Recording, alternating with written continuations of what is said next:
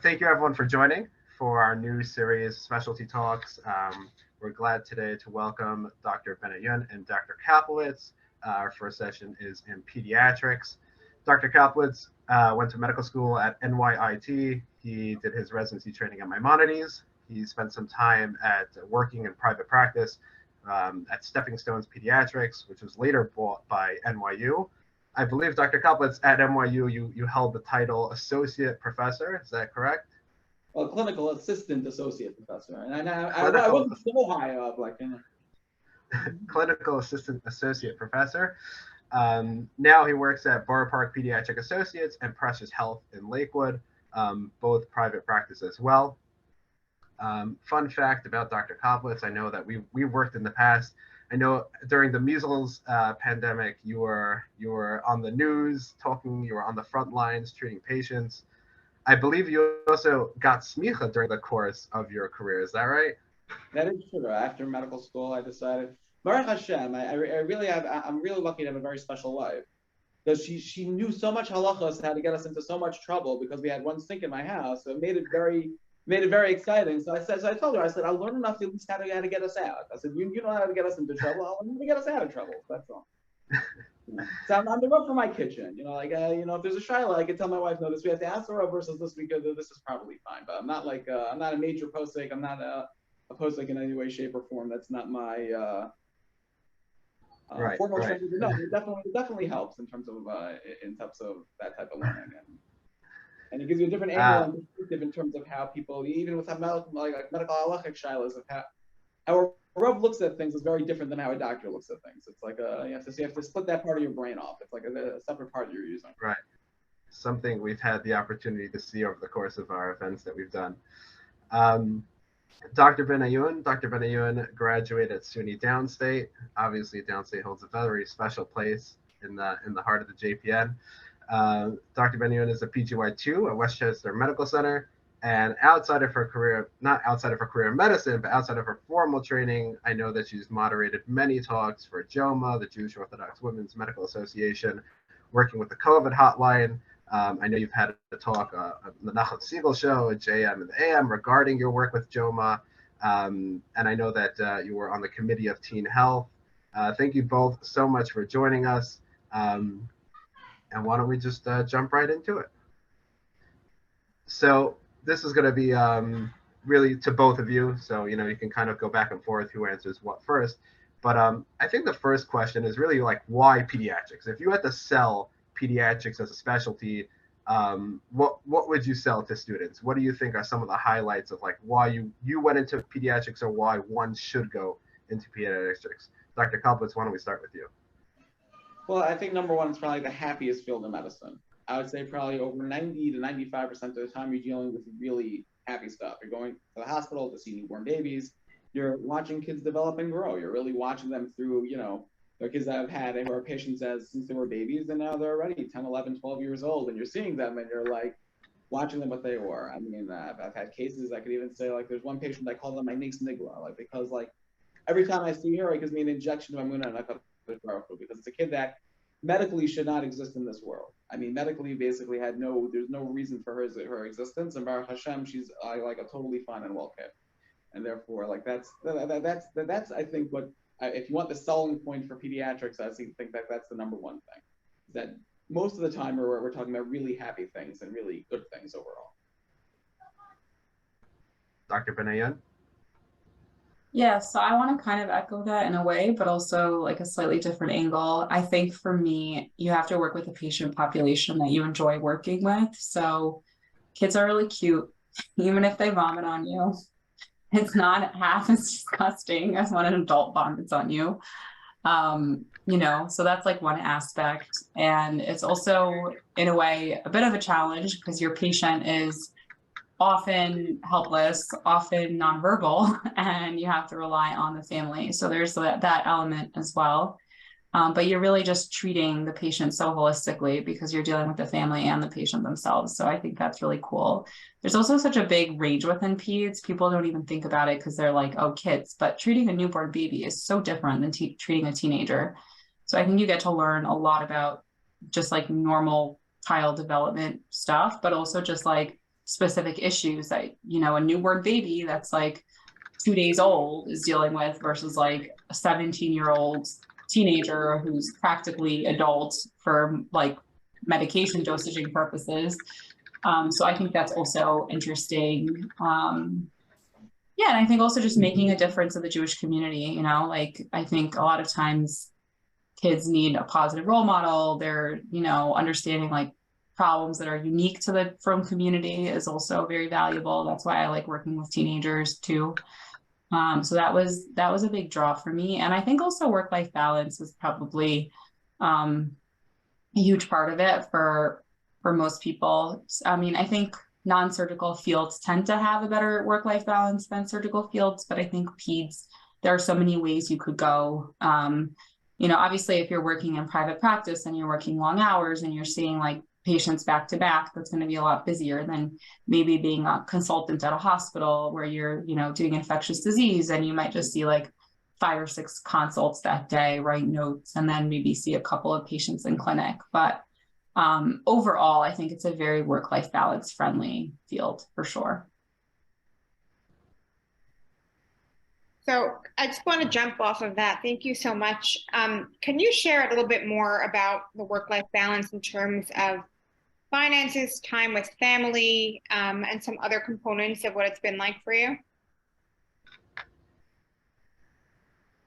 Dr. What was Benayoun, this question? Yeah, I was going to say, who's this question for? But you could go first. Yeah, I mean, I think in general, I feel like a lot of doctors, I don't know, maybe this is just my experience, but I do think a lot of doctors feel guilty because you're always sacrificing something for what you're doing. And even if you're doing something with a lot of importance and weight, like it still isn't easy, you know, like, especially if you're missing like a friend's simcha or, you know, a family member's birthday. It's not easy to do that, to go to work, even though you understand that it's important and you're doing like Hashem's work. It's not like an easy decision to make. So I think I mean, I'm a trainee, so my schedule is very much dictated by being a resident. I have very little flexibility about a lot of things, and I really make a lot of sacrifices to make things work. Like I'm getting married in 2 months, and basically my wedding date was determined by my residency schedule, just practically speaking. So, you know, you have to make a lot of practical decisions, but I do think once you're done within peds, like I said, you could do everything from like working in a gen peds practice, a private practice, and seeing like 30 or 40 kids a day to, you know, doing something like infectious disease or endocrinology, where maybe you're seeing like a handful of patients in clinic and you finish by 4:30 or even earlier. So, I mean, there's also like urgent cares and you can work in the ER. There's a lot of opportunities, I would say, with every field in medicine. But pediatrics as a non-surgical field in general tends to just be more conducive toward those things. So I'm happy you brought that up. I wanted to say Mazel Tov. I wasn't sure if in a public forum you'd be okay with it, but congratulations. I know that you just, you had L'chaim or the Fart last night. Yeah, literally when I was post-call, that is the reality of being a resident, but it's okay. It's all for good reason. So I wanted to say Mazel Tov and thank you so much for still doing this session. Of course.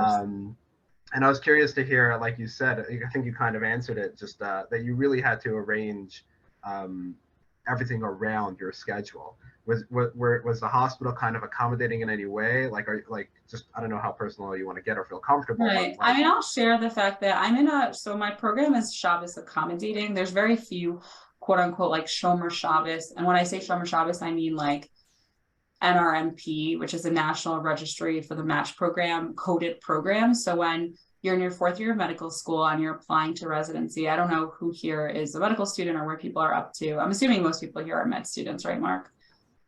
Presumably, yeah. Yes. Okay. So, so when you're in your 4th year of medical school, you're applying to the match. And when you rank programs, meaning the programs you interview at, there's a specific code that corresponds to the department and to the hospital. So there are some programs that have a Shomer Shabbos spot that is given its own designated code. So for pediatrics, at least where I am in New York State, I'm pretty sure like after the last program that I knew of that publicly had an NRMP coded spot, got rid of it. I don't think that there are really any left in New York. So there are programs that are more Shabbos accommodating, and I know of my program and one other one. And so my program director happens to be very familiar with Orthodox Jews, which I think makes a big difference. But at the same time, my schedule was released for the year like 9 months ago.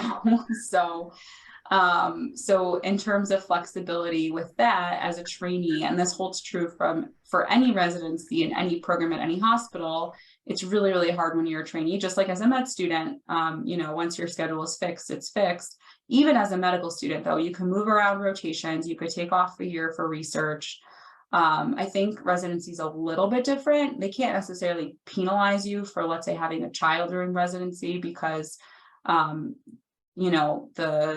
GME, graduate medical education, has had to soften up about some policies, but because your absence from the hospital is going to create a gap and another resident is going to have to take your spot, we really do have to request things very, very far in advance. And there's always the option of switching with another resident, but it's hard to do, especially when I don't work on Saturdays. So for me to get married on a Sunday and not have told my program director before I even almost told my parents, I had to talk and discuss it with him because I knew that I didn't want to have to be in a situation where I have to try to switch with another resident and not even be able to offer up a Saturday or something. So I would say that it's very doable. You should have to be extremely organized about things and practical.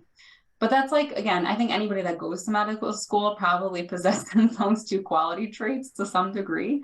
So I really think you can do it. It's the same thing with doing anything, even in undergrad, medical school, getting married, having a kid, getting smicha, I don't know, any sort of getting a second degree. You have to really, really love it and want it and also be organized. So yeah. Yeah. Thank you so much. Dr. Kaplovitz, having been being a little bit further in your career, maybe you could talk to us a little bit about, outside of training, how friendly pediatrics has been in terms of your work-life balance. And then if you're willing, even in terms of just financially, I think a lot of students, when they hear pediatrics, that's kind of the turnoff, is that, they don't necessarily know the numbers, but kind of through the ether hear that maybe pediatrics is not as lucrative as a surgical subspecialty. So maybe you could talk about that if you feel comfortable. Absolutely. So let's first start with the first part of it first.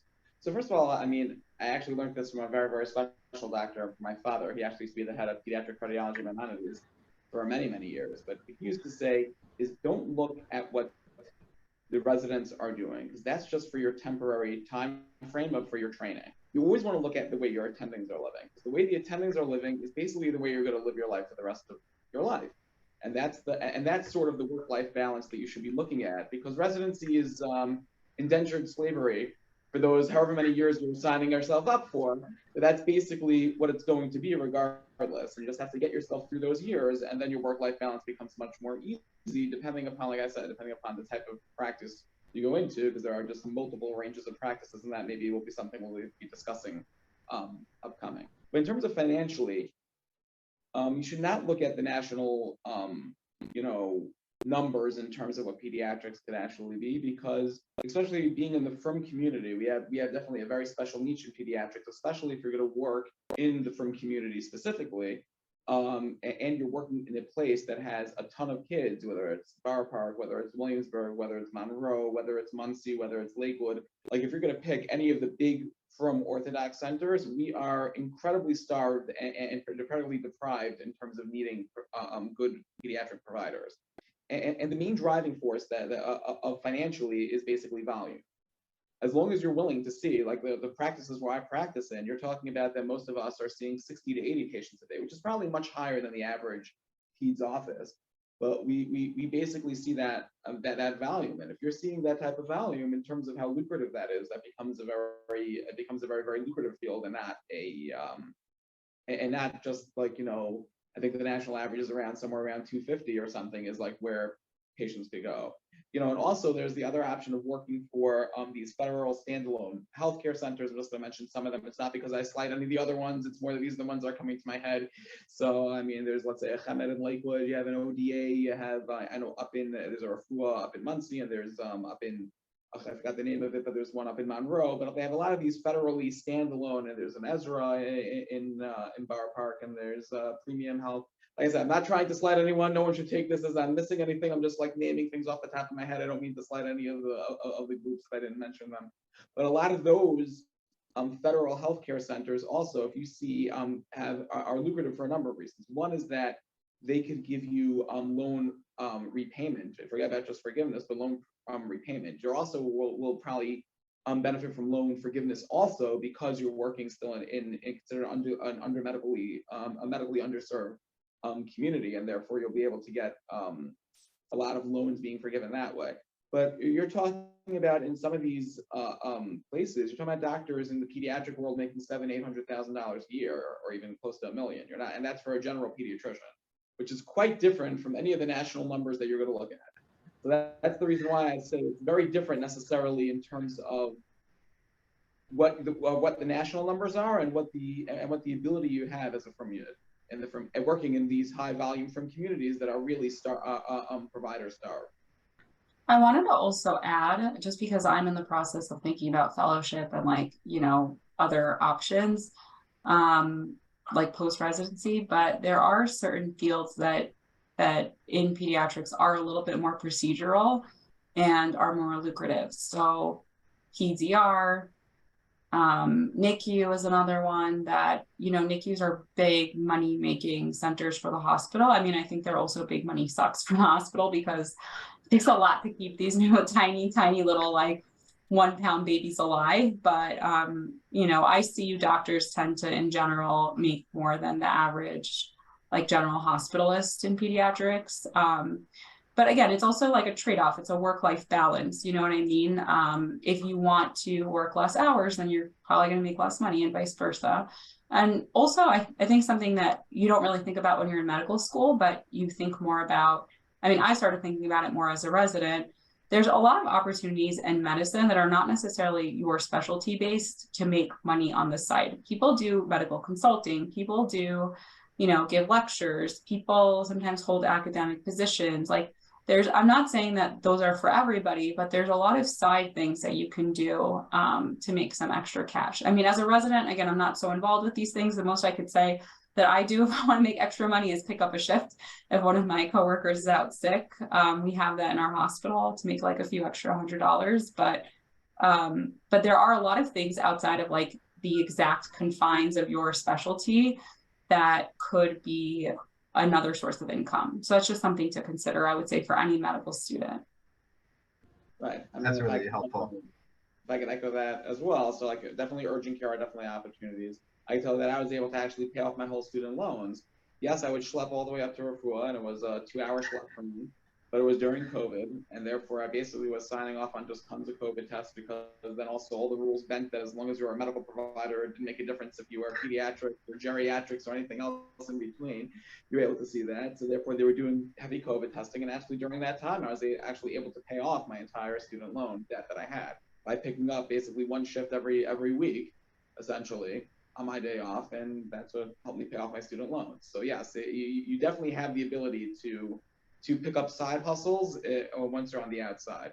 But also make sure, the other thing I will make a caveat with that, any side hustle that you're doing, make sure that your primary, wherever you're working primarily, knows. Don't make it a surprise to them. Don't make it behind their back. Be very upfront and open with them. They're much less likely to give you any trouble with it if they know what's going on. They're more likely to be worried about it, that they may lose you to wherever else, that especially if you're assuming that you're going to be an amazing doctor, which I'm assuming everyone listening here will be. So that being the case, just make sure that you're very upfront and open about it, so that way they know that that's the story. Right. That's extremely helpful. And that's really the number one question that I hear from first and second year students asking questions. I want to jump back real quick to Dr. Benayoun. You've mentioned the Shomer Shabbos residencies And this is obviously something that we at the JPN deal a lot with. And so shameless self-promotion. I just want the students to know we have the ongoing database of the programs that will, quote unquote, work with you. So, right, there are the official programs through the ACGME, through the match, that have their own number for the Shabbos spot. And then there are hospitals, like you were saying, Dr. Benayoun, who just kind of work with you. And so I want students to know that that list exists. We're not the first to do it. There are lots of lists out there. I think the one advantage we have is that it's pretty updated, pretty current, because we have all the residents every year going into the new spots. And they give a good reflection on what the current state of those spots are. So I just wanted to put that out there. But going and I would say forward, speaking to current residents is also a very big deal, because there's so many things that factor into Shabbos. I don't know if you're going to touch on this, Mark. If you are, then I'll save it for after, but I just wanted to mention something about Shabbos. no, go for it, please. Yeah, no, I was going to say, so there's a lot of things that go into Shabbos. First of all, like, does the program administration even know that there is a concept of Shabbos? Is that something that they've accommodated other residents for in the past?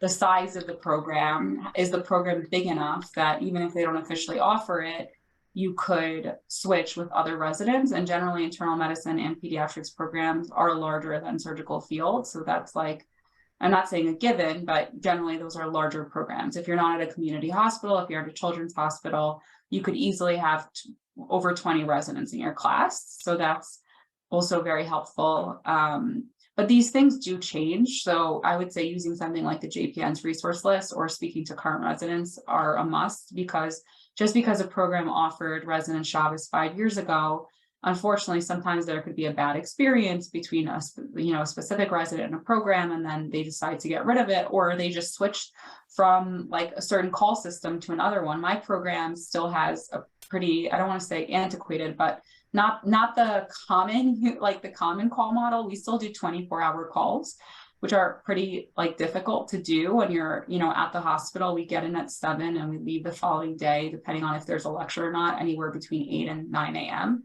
So we're there for over 24 hours. But the reason why we get Shabbos is partially because it's so conducive to Shabbos. We're always off. On our off day is always going to be Saturday, since there's a 24-hour person to cover that Saturday spot. And then they just don't have us do our 24 on a Friday. So we just leave on a Friday, it's like a regular work day. But then, the trade-off is we do a lot of Sunday 24-hour calls. So I think also looking at the call model of the hospital could make a difference, but don't assume just because a friend did it 5 years ago that it's still around. These things change and evolve a lot, and a lot of new hospitals open. Sometimes programs close. You never know. So I just wanted to mention that too. And something I would also mention is that sometimes some program directors change too. So when you're going to have program directors changing, many times that is like a regime change almost, and therefore that also will change whether a program will be either Shabbos friendly, Shabbos accommodating, or Shomer Shabbos available, depending. Right, absolutely. Naomi, do you want to ask the next question? Yeah. Hi everyone, my name is Naomi Shohet, and I'm MS2. I just wanted to know a little bit about the fellowship options you have. There are to go into pediatrics. I know you mentioned some of it, but maybe you can tell us a little bit more about them. Sure. There are so many. Yeah. Go for it. Dr. Kaplovitz, why don't you go? I'll start this one. Okay, fine. So first of all, I was very lucky to actually watch a very, very special pediatric subspecialist for over 30 years of his career, which was my father. He was actually the head of pediatric cardiology and mammodities for over 30 years. And I mean, he had a very, very lucky go of it, that he was actually able to get Shomer Shabbos for both his residency and fellowship, which at this point I think is not even heard of anymore. But he was able to do that.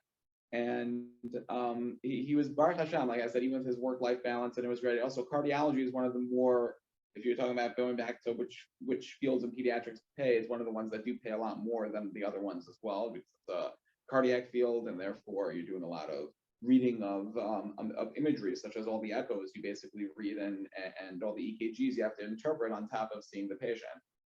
But basically, you have all the subspecialties really run the gamut, from the ICU specialties, from the NICU and PICU, through basically every subspecialty that you would have in an internal medicine. You have also in pediatrics. You have rheumatology, you have gastroenterology, you'll have hemonc, you'll have nephrology, you'll have rheumatology, you'll have basically from basically running the gamut of all fields of medicine. Basically, you have a specialist that could coordinate. Now, that could also be from a surgical subspecialty aspect also. Like, there is a pediatric dermatologist, there's a pediatric orthopedist, there's a pediatric ophthalmologist. So even if you're going into a surgical specialty, many times they do have a pediatric option as a fellowship on top of whatever that residency is, that gets you into that also, like a pediatric ENT. And all of those are really by the general pediatrician. We try to coordinate care and work together with all of them in order to be able to deal with the special problems that all of our unfortunately that our patients walk in with, depending upon what they are. But right. There's also a lot of smaller fields that I don't know if they're truly newer or not, but there's definitely less people that do them. Like child abuse is like a relatively small field in pediatrics. And you guys could just tell from the name what child abuse pediatricians do. There's adolescent medicine, which is a combination of, I mean, it's teenage health, but it's a combination of different like subparts of pediatrics. Then you can also do things like genetics out of pediatrics, but you could do it out of OB-GYN or internal medicine as well. And it's often a 2-year fellowship. And that's like if you want to do these like higher risk, interesting cases, and you do like perinatal, neonatal counseling to families. And you are basically a geneticist, but you're an MD or a DO. You're not like a genetic counselor. So there's really a lot to explore, but yeah, there's so many options. You can do Peds ER out of ER. You could do a 3 to 4 year ER residency and then do, I think it's 2 years of pediatrics, or you could do 3 years of pediatrics and then do 3 years of ER if you know you don't want to see adults, but you like the high-paced ER kind of lifestyle and environment, then that's also an option. So I would say that, you know, there's more than one way to get to that goal, but if you know you like peds and you know you're interested, then you don't have to write off certain things. Like even pediatric neurology, I think my understanding was in medical school that it was like its own subspecialty, but there are people that do a year or 2 of peds and then do neurology versus like the other way. So yeah, there's a lot of options out there for sure. There's also allergy and immunology would be another one that I found I could do from both ways also. You could either go from medicine or you could go from pediatrics. And they actually, there's no real subspecialty in it. Basically, allergy and immunologists see peds and adults, essentially. There's no like separate board or separate group at this point. Is there... I was gonna... Oh, sorry. Sorry. Now, is there any benefit of doing like one, like the either order of like going into room first, then pediatrics, or vice versa? Or is it just like you want to only see pediatric patients, and that's why you would do pediatrics first? Most things you have to do pediatrics first. So pediatric cardiology, pediatrics rheumatology, the majority of them are peds first. There's only a handful like neurology or, you know, allergy or like some of the other ones that you don't necessarily need that like traditional path. Like allergy, I would say if anything, it's you can do internal medicine and then allergy, but or neurology, sometimes people will do like a couple of years of peds and then they'll subspecialize. But most things you do have to do peds first. I would say peds ER is one of the ones that if you really know you love the ER, you just don't see yourself seeing adults, then I would say do it through the peds way, not the adult ER way. Yeah. Yeah, I mean, surgical subspecialties would be the other way. That also, like, usually all that surgical subspecialties usually work the other way. I mean, they have to do the either ENT or orthopedics or whatever it is first, and then you go back and do your peds fellowship for the surgical ones. But for most of the other ones, generally it's pediatrics first. Yeah, I'll just add as a student, because you know we have a lot of students here, and we're kind of ignorant. So the 2 things that surprised me was the allergy, like you were saying. That you can go from peds or IM, and it's really the same exact fellowship. It's just allergy. The other thing that I think students should know, because I didn't know this when I was rotating, was that you can do like sports medicine from peds, like non-operative sports medicine. So although like you could do orthopedics and then specialize in pediatric orthopedics, you can go into sports medicine and still practice as an orthopod if you're a sports person. It's a non-operative option, but I thought that was a unique pathway that I hadn't seen before, and I think that might help some students. Okay, Sally, did you want to jump on the next one? Yeah, I'd love to ask either of you another question. So we spoke a lot about the benefits and the positives of pediatrics. So just the work-life balance, the opportunities financially. On the flip side of that, is there anything that you feel like students should know who are considering the field that might not be as like attractive for the field? Anything that we should know early on in our pathway? I guess I'll start. One thing you'll know, like we said, that the ups are really up, but the downs are really down. When you have a patient that passes, especially in the peds world that you've taken care of, and they've been, the hurt that you have as a provider is much harder because again, they're a kid, there's a family, and you made many times involved, especially if it was a kid, let's say with a chronic condition or other issue that did not make it. Those I would say are probably some of the hardest parts of our job, and therefore that I would say is the most challenging. It's not like it's a 95-year-old patient. Listen, any death is sad and terrible, but I'm just saying it's not comparable. You can't compare that to a kid that, let's say, is a 9-year-old or a 10-year-old or 11-year-old who was treating for a bunch of years, going through whatever chronic condition or if it was cancer or whatever it was, and didn't make it. That I would say is probably the hardest part of our job. I agree 100%. I've been covering the oncology service recently, and it's never easy for me to go into the unit. Like some of these kids are really sick, they're really suffering. They can't always even like locate their pain or their discomfort. And it's hard. It's hard because you see the helplessness. I would say child abuse is also like something that I find very, very difficult within peds, neglectful families. That's also kind of hard, and it's not something I could easily detach from personally, but thankfully and hopefully these cases are like few and far between. And there's a lot of learning opportunities in peds, so I try to even like take those sad situations and say like, okay, what can I have learned from them? But that would definitely be one of the harder things. And sometimes it's also hard when you have very difficult, frustrated parents. I don't know, maybe as a resident, I'm also on the receiving end of a lot of the frustrations, because I sometimes see the parents in like the middle of the night when we're admitting them to the hospital, and they're like, why is my kid getting admitted? What's going on?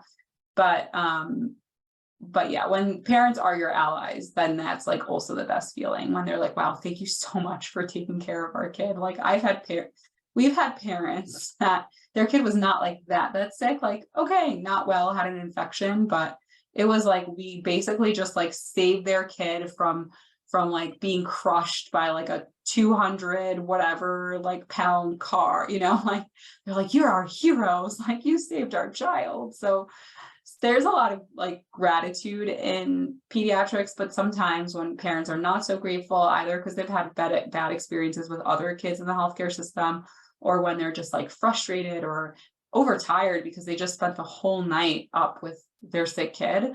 And, sometimes you're on the receiving end of it. It's not always like a wonderful feeling, but I think as you go through your training, you learn to, not take it personally, because that's the truth. Like no person is happy when a kid is sick. Like it's not, it's happy when the kid recovers, but it's hard on the family when they're sick. I think that changes also when you have your own kids too. Like when you could also tell the parents that I'm a parent too. Like I know what you've been through that night. I've been there. I've been in those shoes. I know what you're feeling like. That many times changes the whole picture too.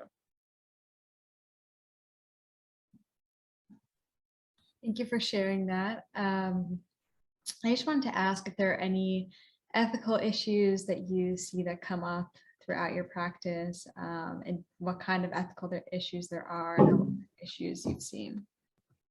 I'll just like a little add to that. Dr. Kaplovitz also having a little bit more like halachic training.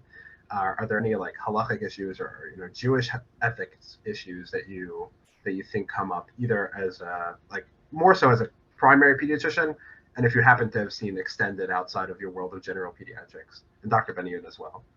Okay, so I would first start with a couple of things. First of all, Shabbos actually becomes much easier in our world than in other worlds because a kid in general is considered a chol sheyesh bo sakana. So therefore, you're able to basically, since a chol sheyesh bo sakana, you can do whatever they need. And therefore, I tell that to my parents all the time, even if they're, listen, I do practice in Bar Park, I do practice, I deal with a lot of Hasidim and other things like that. I'm like, if you can't breathe, you're trying to nebulizer, period. Breathing is vital, you don't have a choice. So therefore, you do it. And like I said, in terms of halachic issues, it's much more lenient that way in terms of dealing with them. I mean, other I would say things that are very hard, unfortunately, are sexual abuse in the frum community. Fortunately, there still is, depending upon the community you're working for or working with, there is a lot of they try to cover it up and everything else. But I'd say I learned this actually. I really credit Dr. Richard Finkel, who I actually worked with, and I believe this is a mahalach that I think that you should take, especially if there's a sexual abuse case and you're not really sure if you need to. I mean, listen, medically and ethically, we have to call that in, but always run it by a Rav first, and it should be your Rav, not the family's Rav, not anyone else's Rav. It should be your Rav who you're competent with, who you discuss matters with, and make sure that you talk to them at length about it, just to make sure that before you call ACS, because unfortunately you can call ACS DIFUS depending upon which part of the country you're in. If you're going to call child services, they unfortunately don't have the same outlook on things that we do, and many times they take things or blow things a million times out of more proportion than it should be, or vice versa. So therefore, that call that you're going to have to make, and unfortunately, if you're in our field, at some point you will need to pick up the phone and make that call. And therefore, that call, like I said, should be made together with a competent Rav that you trust, and should run such a case by and with. So in terms of ethical issues, yeah, I actually was just on a rotation where I was consulting on a patient in the peds ICU, and it was actually a frum kid. And she was basically brain dead from asphyxia. So there's definitely the same kinds of, I guess, like brain death, life support questions that you're going to see in adult medicine for sure in pediatrics. That could come up. Yeah, I mean, I think also there's a lot of, wanting to minimize suffering in kids and just generally like managing pain, but I don't think it's so different than other fields of medicine. I think if anything, everyone's just more aware and wants to do the right thing because it is a child. And then obviously when there's a difference between what the parents want, and I don't know if this is like, from medical ethics or like Jewish medical ethics, just medical ethics in general, the principles of medical ethics you learn in medical school is like also the idea of like autonomy. And, for a kid, that's a little different than for an adult, when we have a kid that's undergoing chemotherapy and they need to get, or we offer them fertility preservation, that's a very interesting conversation to have with a 14, 15, 16-year-old. That's very different than having that conversation with somebody in their 20s or 30s, right? So I think there's a lot of sensitivity that comes with pediatrics and the more ethical questions. And there's a lot more maybe opinions because you have parents and there might not always be an exact agreement as with the medical team, but I think a lot of people are invested in doing what's best for the kid. So, the same idea to speak to even like social workers or child psychologists in the hospital is very, very important. And I think as a pediatrician, I mean, again, maybe I feel this way very much as a trainee, but you can't work in isolation. You need to have the support of other healthcare workers in the hospital to do what's best for the kid. Like we work very closely with Child Life at my hospital to make things as pain-free and as easy and as in kids' language as we can make it for kids.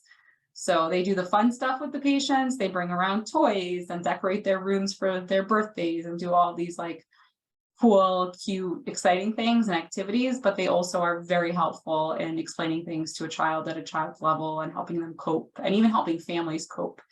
So ethical issues come up, but there's a lot of good resources and support for sure within PEDS. So I just, so a few things. So one, I want to make a tiny disclaimer because we ask about like halachic and ethics and how to go about doing everything. And I want to point out that this can vary depending on, what you hold and who you talk to and kind of your personal beliefs. I just want to make that slight disclaimer. So Dr. Benayoun and Dr. Kaplovitz, thank you for sharing your opinions, but I do want students to like kind of be aware of the larger role of ethics, that there's different ways of handling things. And that's something that you'll learn throughout your career. I'm going to open up the floor to any like personal like questions that any participants have. And then if we have any time, I do have additional questions that I think would be very helpful. But just being like conscious of time, I think we should open it up to people who have questions. And then we'll have like some add-on questions. Before we open it up, one last question for you guys to get out. Is there anything that you wanted to discuss that we didn't touch upon? Is there anything that you wanted to add, whether it be a story or a case or words of inspiration, whatever it is? Is there anything that I didn't ask you that you were kind of hoping that you wanted to address? I just wanted to say one thing, that Dr. Kaplovitz and I both work also with Jewish patients. So even though I don't work in a private practice, I work at a hospital at Westchester where we get a lot of patients from Muncie and like the surrounding areas. So we have a good number of Hasidic patients, but also like non-Hasidic, Lippish, modern Orthodox, etc. So I think our perspectives are probably very much founded by that. And I went to medical school in Brooklyn, and I did a lot of my rotations in like, Jewish communities. So I do think that that has a huge impact. And that's also why like peds made a lot of sense for me, because I knew I wanted to work with a population that I enjoy taking care of, and I enjoy taking care of all kids, but it's very special to me when I can like have a positive say in like a from kids, healthcare. So I would say that also probably was like a driving force. I don't know if I didn't have as much exposure to like from children and patients, like it would be as meaningful, but it like really, really is like so special to me.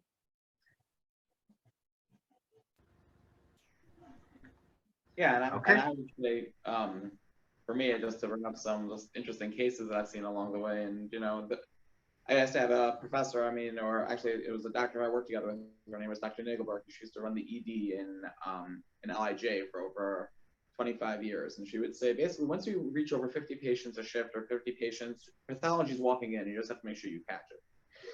So therefore, that was just be something I would want to get at. Also, like I said, I have that one patient that's really my nace nigla. That was a baby that was born with APGAR scores of 0 and 1.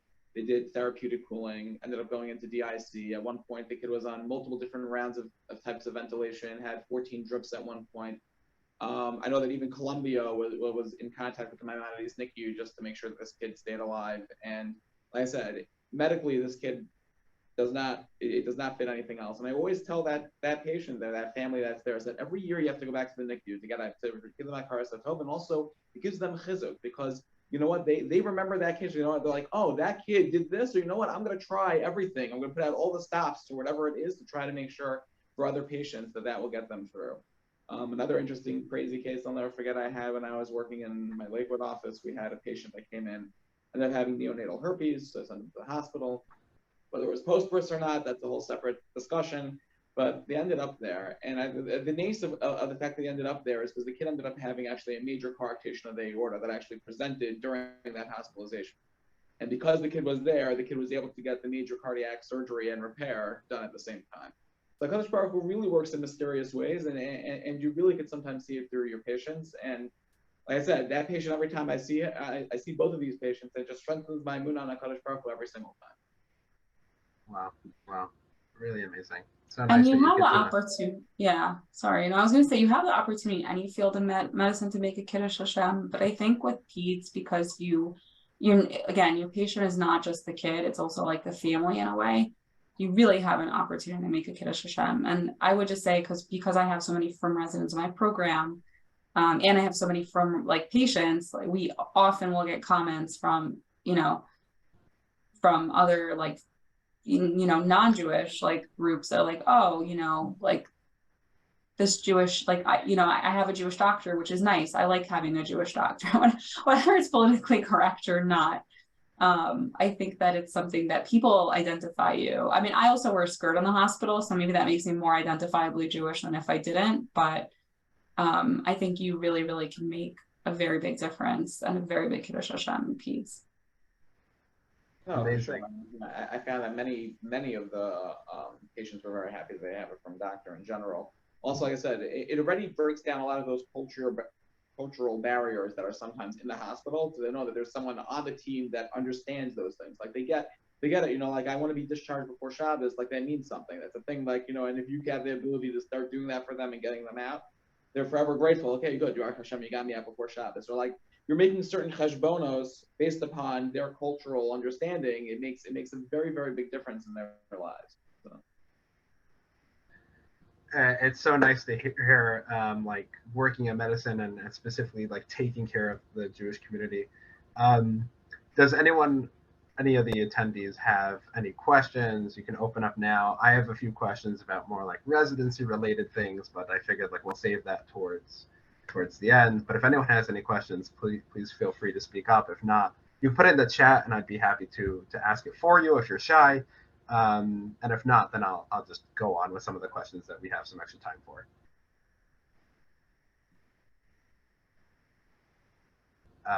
Okay, it's kind of quiet. One thing, Dr. Kaplovitz, I wanted to address, because I feel like I'm sort of familiar with the story that you were referring to with the abuse and the ACS case. Yeah. Right, I think that happened like a little bit before we had met, and there was like kind of overlap with the two practices. That actually happened in my first week when I changed practices. So it was tough. It was difficult. Let's put it that way. Right. So I think you made a comment about like calling ACS and like also being in touch with a RUV. I just want to clarify, because for a moment it kind of sounded like you were consulting the RUV as to whether or not call ACS, and I don't think that was the case. Listen, we are legally bound, and we have to call when you know, in terms of if there is any suspected abuse, you have to call. But beware when you make that phone call, the impact that it's going to have. It happened to be in the case that we were dealing with. We were dealing with a very, very smart girl who, in that case, basically was going to tell us that she was going to deny the whole thing. And therefore, sometimes getting the RUV involved on multiple levels, depending upon if the RUV will be with the family or if it's, like I said, your RUV involvement. Also, just to listen, you are also you know a moving part in this system as well. And therefore, to make sure that ethically you're doing, even from a halachic standpoint, that you're doing what you're supposed to do is important in such a situation as well. That's my point. But no, but if there was any suspected abuse, by all means, yes, that definitely takes precedence over anything in terms of anything else. And yes, we are mandated reporters, and we have to stay that way, and it has to be that way. Right. Okay. Okay. No, but there should be no. Right. Hesitation. My point is, if you think that you need to call ACS, period, you're calling ACS. Like I said, you may want to consult a RUV in terms of how to do it, or other avenues with that, or like I said, just even making sure that halachically on your end that you're covered. But that would be more of the reason why I would say consulting a RUV, and not necessarily that you're using the RUV to tell you to call ACS. No. Right. Okay. Just wanted to clarify. Thank you for clarifying. Okay, so it looks like I haven't received any recommendations for questions. So I wanted to jump into more like tachlis. We have a lot of students here who I'm sure are very interested in applying into pediatrics. Can you tell us a little bit about, just in terms of applications, like what an applicant look like? What do you think attendings want to see? What are like the most important skills? Really anything you could think of in terms of like what students should know they want to go into pediatrics, what kind of things they should buffer their resume with, what kind of things stand out. And keep in mind that I'll just say in very recent years, step one has become pass fail. So it seems like there is more importance in extracurriculars and doing well in step two. So that being said, is there anything that comes to mind for both of you, trained kind of in different eras, like what comes to mind in terms of a student applying to pediatrics? Well, so I think, yeah. And I'll let you go first. Okay. I think that pediatrics is it's not the smallest field, it's not the biggest field, it is more primary care based. So in that sense, it's less competitive. I would say that, the things that make programs competitive is often geographic area. If you're limited by a geographic area, then you might want to have more of an emphasis on some of the academic things that could set you apart. But generally speaking, it's about like people skills for sure, like strong letters of recommendation from people you've worked with. I would say something that shows that you like working with kids is always going to be valuable, and that you have experience doing it, even if it was from like, you know, the beginning of med school. So that makes a big difference. But I also think, like I said, it depends what your restrictions are. If you're trying to match somewhere geographically, if you want to be at a children's hospital, I think that could often be, or at a community hospital that is like a bigger community hospital with a lot of referrals. That also makes a big difference. There are some top pediatric hospitals like CHOP and Boston Children's that are by far like the more competitive among the PEDS programs. But yeah, I think there's enough spots to go around that I wouldn't say that even if somebody had like bad step scores or whatever it is, they should worry about matching. That wouldn't be the case. It's more like if you need to be in a specific place, or if you want a Shomer Shabbos spot, you know, or Shabbos accommodating, and you know, there's usually only 2 or 3 PED residents that get it, then you have to realize that program directors are going to look at who has like, you know, the more well-rounded application. So I don't think you have to like go crazy doing research. It's never going to hurt you. And like GME requires you to do anyway some sort of like QI or research project as a resident. So it's good to have that experience before, like while you're in medical school. But definitely like being likable, having good recommendation letters, and showing some sort of initiative, I think counts for program directors very highly. Can't say that I am one, but now as a resident, I'm on the other side of thing where we have, you know, for the 4th year med student applicants, we meet with them as residents the 2nd and 3rd years. And I could definitely see, even though it's blinded, I could definitely see like what makes a good candidate, like somebody that really shows that they're passionate. I think that's what stands out to me. So being passionate about the field is also a huge plus. Yes, I would agree with most of what Dr. Benayoun said. I would say also that you know, we want to see that you do work with kids. You know, I mean, I'll talk about myself personally. Like again, I was a youth group leader. I was a parachute leader for many years. I was also a lifeguard where I taught kids how to swim. So therefore, I had the ability to actually interact with kids and showed. I mean, I was able to show them on my resume that this is what I've dealt with, and this is what I'm familiar with, and this is what I enjoy. I think I was one of those rare medical students that actually went in thinking that I wanted to become a pediatrician and ended up being a pediatrician. So that's, but yes, but you definitely want to be, especially if you want Shomer Shabbos or Shabbos accommodating, you definitely need to stand out much more than anything else, or you may have to go to a lesser program. I mean, ideally, you want to get the best type of education as possible, and also we want to get Shabbos as, you know, Shomer Shabbos obviously is the ideal for most residents in general. I mean, if we can't get Shomer Shabbos, then and you have to be in the hospital, then you have to be that competent rub in terms of dealing with that. But that's always the goal. And sometimes you may have to sacrifice on the education part of it in order to get a Shomer Shabbos spot. That sometimes can be done. So some questions came in terms of, because Dr. Kaplovitz, you're a DO. I'm curious to hear. I don't know if you know what it's like right now, because now you're in private practice, but there are students who are curious if like the DO negatively impacts them. Well, so in my era, it was actually a little bit different because you almost had 3 matches in terms to get into a program, especially if you were a military person and coming from a DO school, because you had the DO match, the MD match, and then you had the military match. So theoretically, and sometimes programs had actually all 3 numbers. You could have, I mean, they weren't NPR, there were different match systems you had to apply to. So actually, when I went for my own training in humanities, that type of thing, I don't think DOs are necessarily ever really discriminated, I think, at this point. If you're a good applicant, you're going to be a good applicant, whether you're coming from a DO or an MD school. And the other advantage I will say, and that's something, especially if you're not the greatest of test takers, that there is the pediatric boards, that's the regular pediatric boards from the American Board of Pediatrics. And there's also the DO side has an osteopathic board of pediatrics. Now, in terms of once you've finished, in terms of insurance companies and in terms of accepting from Medicaid, they don't necessarily care which board you take as long as you pass one of them. So that's something I will tell to a lot of the DO students. If for any reason you're a poor test taker, which I could raise my hand multiple times, I am a poor test taker, but that doesn't mean I'm not a good doctor. And therefore, you could definitely take the pediatric osteopathic boards, and also the osteopathic board does have multiple other specialists or special T's, not necessarily just pediatrics, but that is an available option to DOs who want to become board certified in their field, and they can still use that as an option.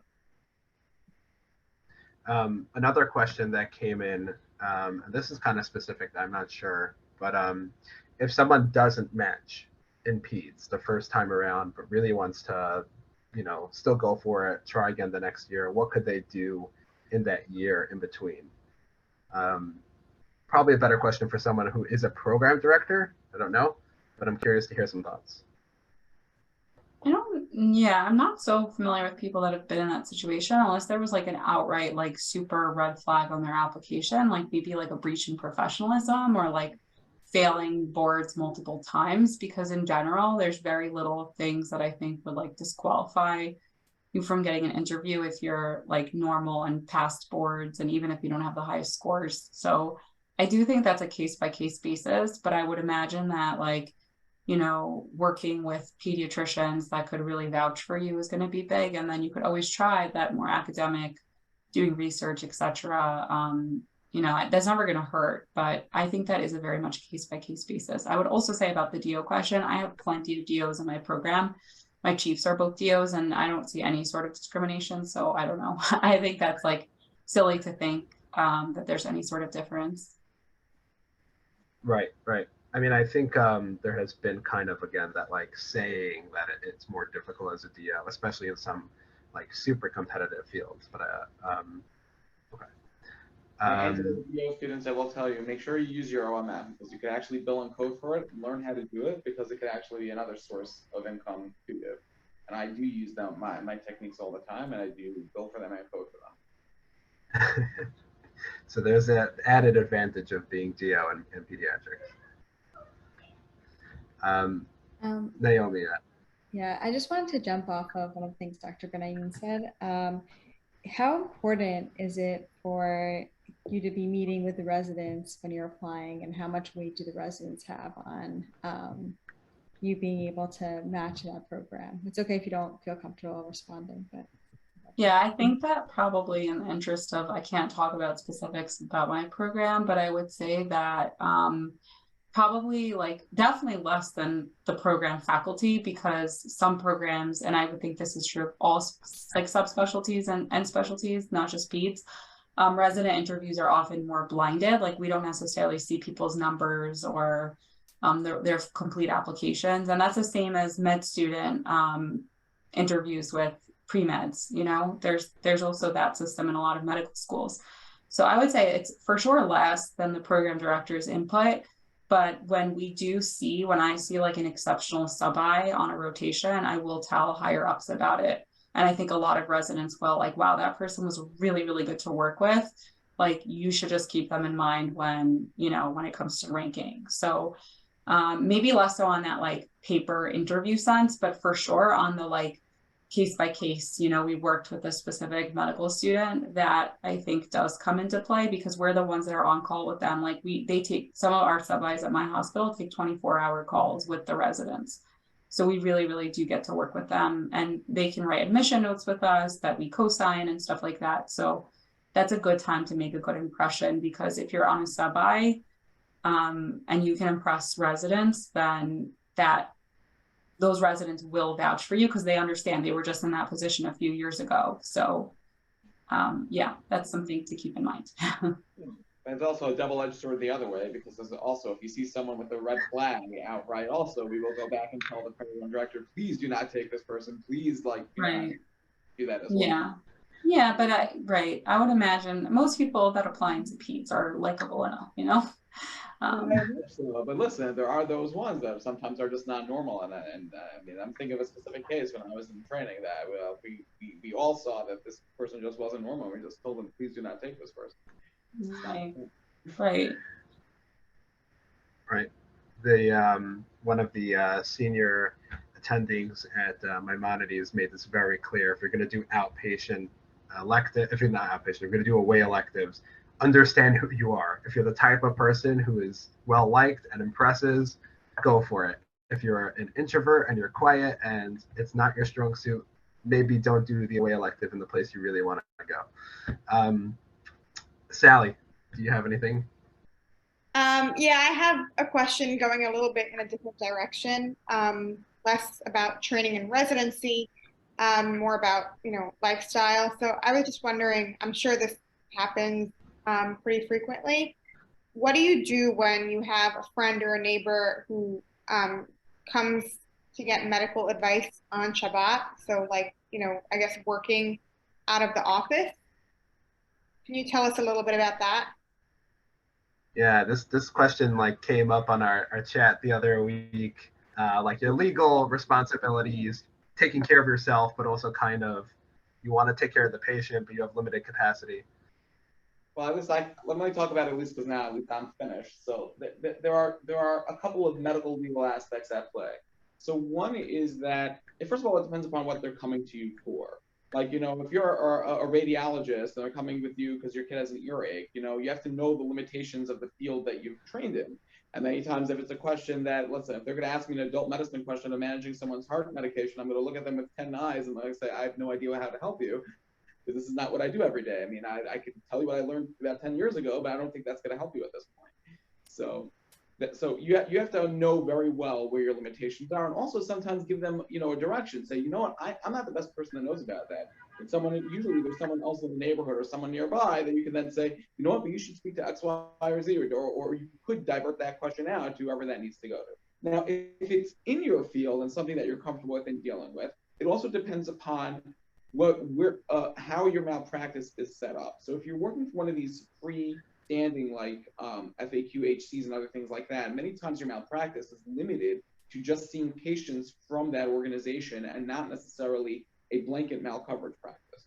So sometimes I would recommend that patients or doctors that work in these freestanding medical centers get a separate or even a secondary malpractice insurance to cover yourself for for exactly this case. So that way they walk in, so that way you're protected and don't necessarily have any liability. Again, if it's Shabbos and they're not calling 911 and you're working in, you could also be working still as a good Samaritan, also depending upon how severe the case or what the situation actually presents at. But if it's a friend coming over, like I said, a friend coming over, they have a sore throat and you have, strep tests in the house, or they're coming over and you want to take a look in the kid's ear, or it's for them to see if it's an infection, or if they want to know if this rash is something that they have to run to the ER for and needs immediate treatment, or is it just viral, or if it's just a more of a reassurance thing. By all means, like I said, if it's in your field and as long as your malpractice is covering you for that type of thing, I don't think you have a problem, and then you could then be more than happy to help them.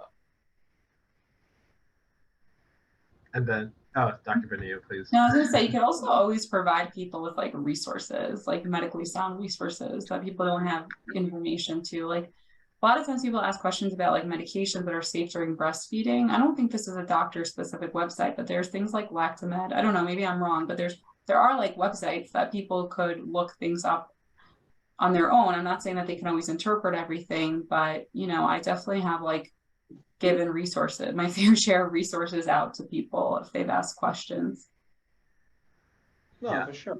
And listen, we don't necessarily, on Shabbos, you necessarily have all the answers either, because it's not like you're necessarily going to look those things up. So that's another thing that I would recommend, especially if you're in peds. You get, at least for Harriet Lane, every like 2 years or so, I buy the new Harriet Lane to have it actually in print. So therefore I could use that as a reference, especially with patients that come to the door. I'll never forget when I was in training, I had this patient that lived around the corner who had hemihypertrophy, not hemihypertrophy, but had what is it called? It's escaping my brain at the moment, but it's that like half the body was like a mirror image. It wasn't sinus inversus, but it's like that they had like multiple little spleens. The name is like I'm mixing me up, but the problem was that they mixed up their medicine. They only used so much of it, and they mixed up the cardiac meds, and they put one med into the other. So I was trying to figure out where for them to get their medicine. I think it was 9 o'clock Friday night to try to figure out which pharmacy they could go to, how to get it, because it was a compounding pharmacy they need to get it from, and it was that he mixed up the carvedilol together with the with one of his other cardiac meds, and the question was, could they give the one that's mixed up or not? That was essentially the question. Versus and also if they need, since they were between stage procedures, so therefore they needed their meds every single day. So like the question was, we're missing it, which I really thought that the parents should just call the cardiologist and figure this out. But it was of course a weekend and they didn't have to. So, but worst came to, so they ended up giving the mixed dose. I think that's what we did that night. And then on Shabbos, we actually got it. I called it into another pharmacy and it got Ubered over eventually to them. But it was a nice mess. These type of things do happen. And listen, they're coming to you for help because they know that you're a doctor. They're going to come to you and ask. Right. So one last question that I have, just because, I just my time is spending working in pediatrics before and doing rotations a few times in pediatrics at this point, something that I've kind of chatted with some of the attendings about has been contracts. So there's this distinct lack of training in medical school and I imagine in residency, from what I've heard, about like financial literacy and what to look for in a contract. And a lot of places won't even teach you about CPT codes because they don't want you to know how to do it because they want you reliant on them. I'm curious to hear if any of you have any advice of like what to look for in a contract. What are some of the basic things that you think like new, fresh physicians should kind of know about before signing anything? Like you said, Mark, this is not something that we really learn in residency, but I know that there are a lot of good medical like contract lawyers that people use, but unfortunately it really is something that is so underplayed.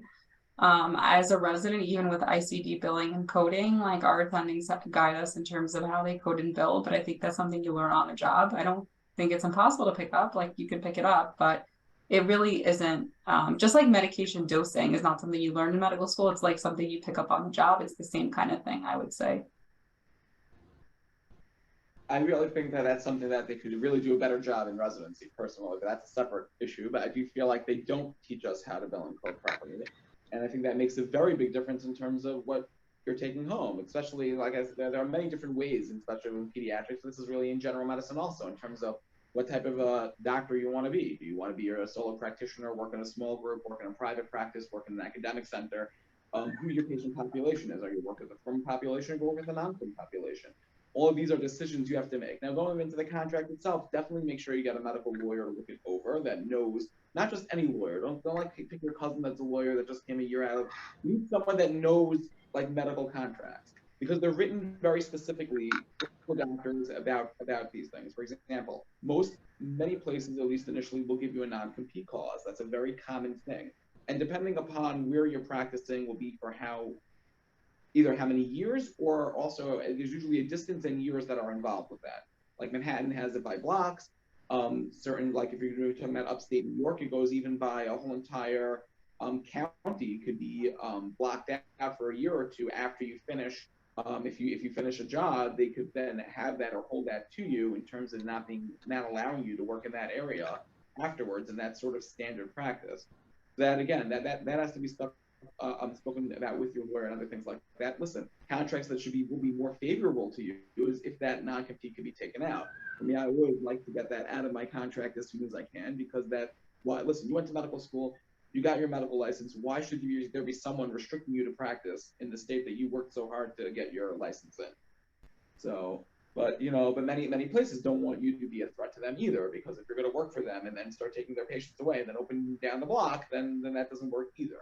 But there's also being a mensch too, because especially if you're going to work for a firm person, hopefully you're not going to now just open up 3 doors down or everything else. You'll have some authority to whoever you work for, and therefore be a mensch about it as well. I mean, especially in the major from medical areas, I'm talking about, say, Brooklyn, Muncie, Monroe, Lakewood, like in a lot of those places, there are Baruch Hashem enough patients to go around. You shouldn't be necessarily stepping on anyone's toes anyway, so therefore that shouldn't necessarily be such an issue. But be aware that these are things that are in your contract, and you have to know what your contract says. And like I said, you definitely should always have someone who does medical legal contracts. That's what you're looking for, a lawyer that is well versed in that. To read through your contract before. Yes, it's going to be money on your part. Many times they cost close to about $1,500 or $2,000 a retainer. That's normal. That's like standard depending upon the group you're using. But it's an investment again for your future. So therefore, it's definitely worth the money to put into it. Just like you spend hundreds of thousands of dollars to go to med school and everything else. Do you think that's necessary for the standard residency contract, or that's really more just like private practice when you start to, I don't think that's for the residency contract, because those are much more standard, that this is what they're giving you. There's not many changes that your lawyer is going to be able to work with or change in terms of what they write for that. But I think that's much more for when you're going for your first employment afterwards. And that's, again, for any field, not just pediatrics. But for any field, make sure you have a proper lawyer that knows medicine and legal contracts, that deals specifically with medical contracts, that knows, again, the lingo, knows the, and also that is familiar with the area that you're going to be practicing in. You don't want a group from Texas managing if you're going to start working in Manhattan, and that's going to be where it is, and they're not familiar with the fact that it should be only 10 blocks should be the how much the non-compete should be. So you have to make sure that you know that very carefully and you know that very well. All right. I think we've spent enough time. I think we've got a good bulk of the questions. I thank you both so much for coming on and sharing your insight. It was extremely enlightening. Thank you to everyone who showed up. Special thank you to Naomi and Sally, who have helped me kind of conduct this interview. I really appreciate it. And hopefully we can have more of these sessions. Thank you to everyone who attended.